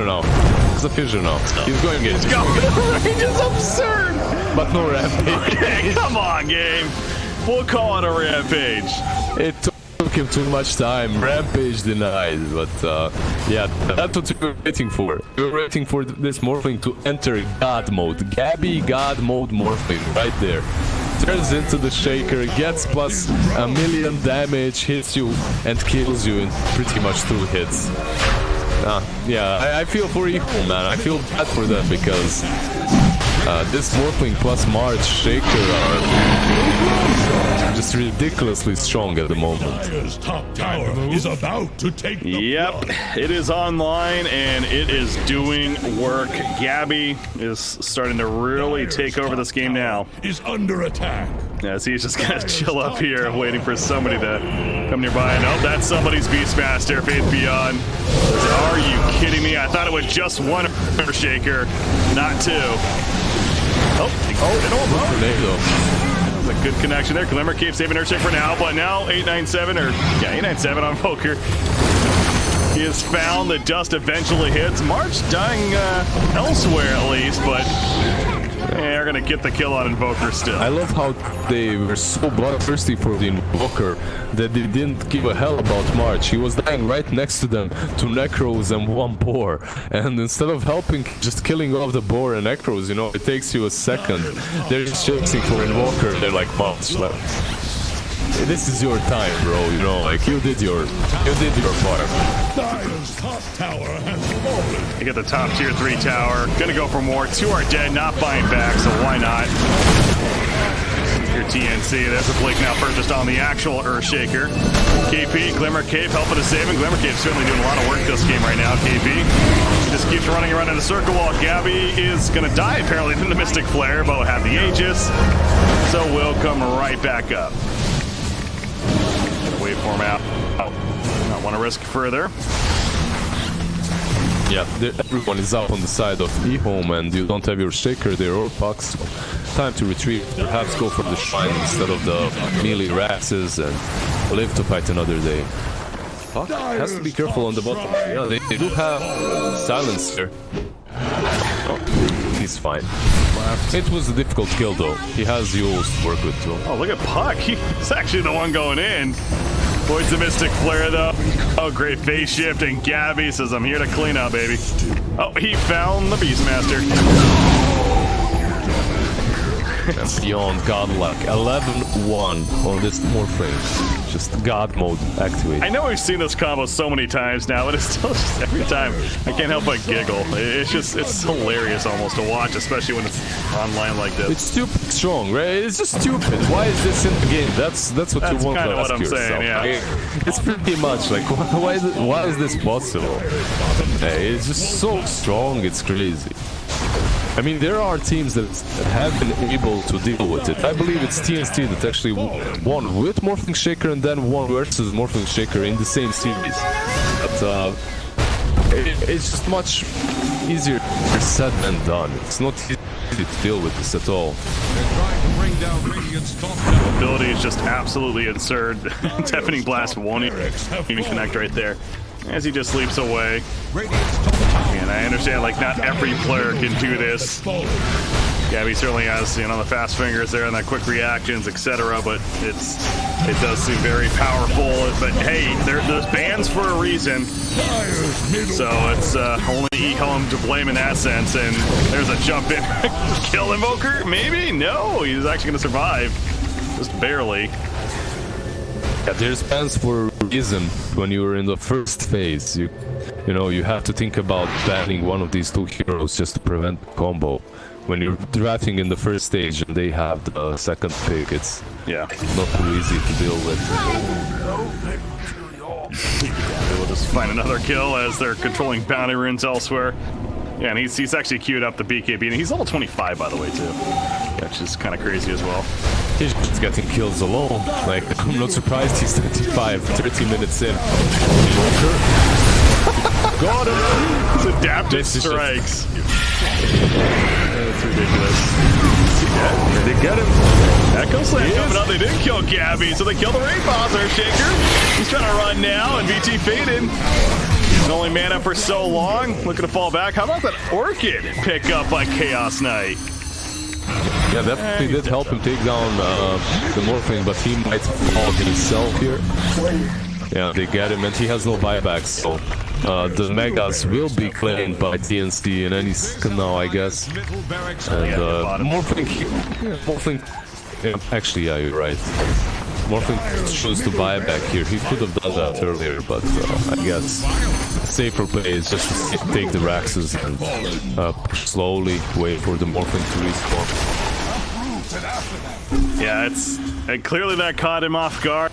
And again, the Orchid on Chaos Knight, not something you expect to see at all, but it's one of those, it's like, all right, well, now we killed the one guy.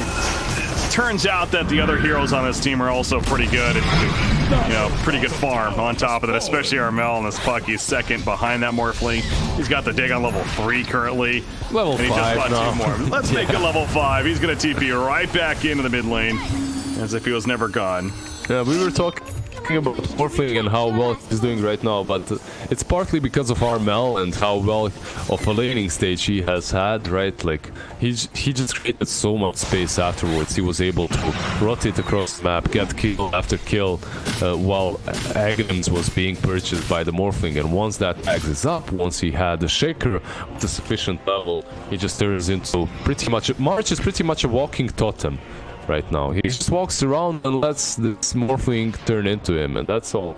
That's all he has to do. He's not here to play the game himself. He's here to play the game, or to help Gabby play his own game. That's pretty so sad sometimes. The position 5 life is really sad, you know. Hey, if you're... I remember... Well, go ahead. If you're a wisp, or if you remember Lich long time ago. Oh, yeah. When you were eating creeps and shielding your carry. That's a feels bad. Lich was a very basic hero, yes. Yeah. Oh, James goes down. The top lane, and now the hunt is on. Can they catch Faith Beyond? No, yes they can. Green Coil locks him in place as he attempted to TP out. That Glimmer Cape, and they zap him down. Meanwhile, over here, Gabby, he catches Invoker. He's trying to finish him. That Glimmer Cape yet again. Gonna save though. Now he's screaming at March. Where is the action?